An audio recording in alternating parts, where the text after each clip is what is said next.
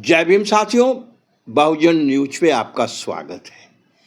साथियों, बिहार इस बार कुछ करने जा रहा है। बिहार के चुनाव में बहुजन समाज पार्टी की उपस्थिति सभी विधानसभा क्षेत्र यानी 213 विधानसभा में अकेले चुनाव मैदान में जाने की बसपा की घोषणा वहां पे राजनीतिक तूफान के रूप में बदल रहा है। जहां एक तरफ एनडीए में आपस में उठापटक हो रही है, महागठबंधन में उठापटक हो रही है, वहीं दूसरी तरफ बहुजन समाज पार्टी का काम बहुत ही स्मूथली, करीने से, सलीके से, अनुशासित ढंग से तेजी से फैल रहा है। बहुजन समाज पार्टी जिस तरह से बिहार के अंदर कवर हो रही है, बहुजन समाज पार्टी के लिए यह शुभ संकेत है।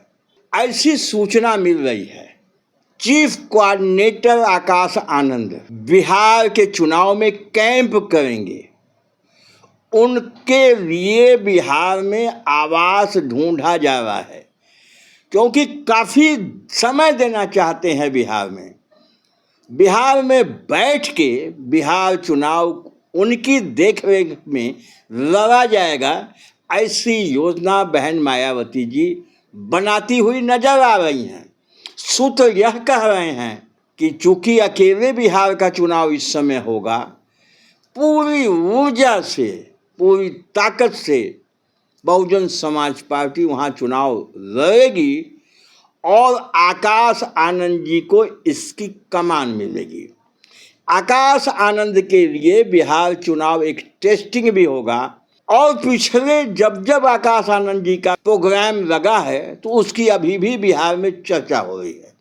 आकाश आनंद जी का एक प्रोग्राम गांधी मैदान में कुछ वर्ष पहले हुआ था, उसको लेके वहाँ के यूथ बहुत ही एक्साइटेड थे, और उसकी चर्चा अब चल पड़ी है कि यदि आकाश आनंद बिहार में कैंप कर गए तो जो नौजवान नेताओं की फौज इस देश में तैयार हो रही है, माननीय राहुल गांधी जी, तेजस्वी यादव जी, चिराग पासवान जी, उसमें आकाश आनंद जी सबसे फिट बैठेंगे। क्योंकि आकाश आनंद अपने जो उद्देश्य हैं पार्टी के, बहुजन समाज पार्टी का जो मिशन है और बहुजन समाज पार्टी का जो उद्देश्य है, उसको लेके पूरी तरह से वो अब परिपक्व दिखाई देते हैं। जितने भी इंटरव्यूज बड़े बड़े मीडिया हाउसों ने लिया है, उसमें कठिन से कठिन सवालों का बहुत ही आसान तरीके से और सर्वमान्य जवाब आकाश आनंद ने दिया है।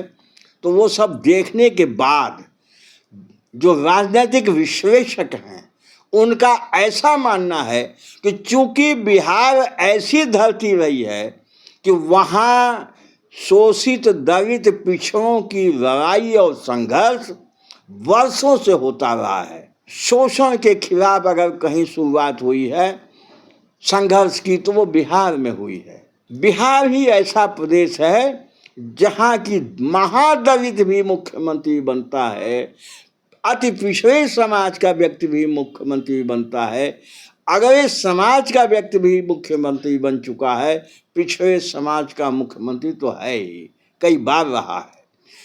तो बिहार में संघर्षों के कारण वहाँ की जनता आदी हो चुकी है और संघर्षों को अपने आप चुन लेती है। आपको याद कराने, लोकनायक जयप्रकाश नारायण ने संपूर्ण क्रांति का नारा पटना के गांधी मैदान से ही दिया था। वह नारा चिंगारी बन के पूरे देश में इस तरह से फैला कि उस समय कांग्रेस को, यानी उस समय की प्रधानमंत्री श्रीमती इंदिरा गांधी को देश में इमरजेंसी घोषित करने पर मजबूर होना पड़ा। और इमरजेंसी के बाद जब देश में माहौल बना तो उसी क्रांति की देन थी कि कांग्रेस की सत्ता पलट गई, देश में परिवर्तन की लहर आ गई। तो इस बार जो बिहार का चुनाव है, किसी स्टेट का ही चुनाव नहीं है।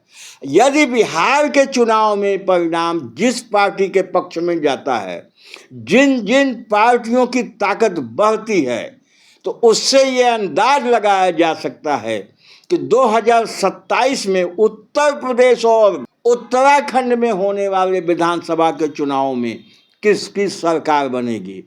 ऐसा लगता है कि बहुजन समाज पार्टी की सुप्रीमो मायावती जी इस बात को समझती हैं और आकाश आनंद को पूरी तरह से फुल टाइम के लिए बिहार में बैठाने की योजना अभी से बना रही हैं।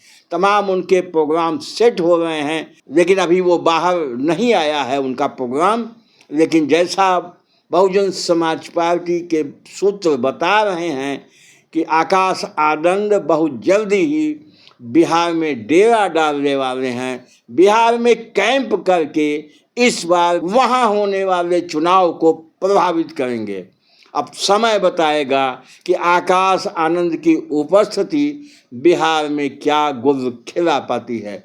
बस साथियों, इस वीडियो में इतना ही। वीडियो अच्छा लगा हो साथियों, लाइक करके हमारी मदद कर दीजिए, शेयर करके हमारी मदद कर दीजिए, और हमारे चैनल को अभी तक आपने सब्सक्राइब नहीं किया है, हमारी आप बहुत बड़ी मदद कर सकते हैं। चैनल को सब्सक्राइब कर दीजिए।